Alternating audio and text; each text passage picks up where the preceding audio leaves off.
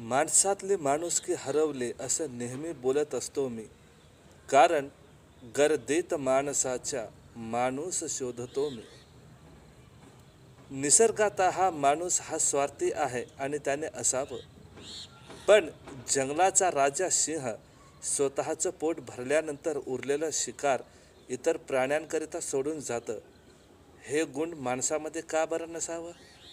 कधी शाळा न शिकलेल्या बहिणाबाई म्हणतात, अरे माणसा माणसा, कधी होशील तू माणूस, स्वतःच्या पोटापायी झालास तू कानूस.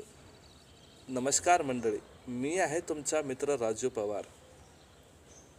मित्रांनो, खरोखरच आज माणसातला माणूस हरवलेला आहे आणि त्यातली माणुसकीसुद्धा हरवलेली आहे.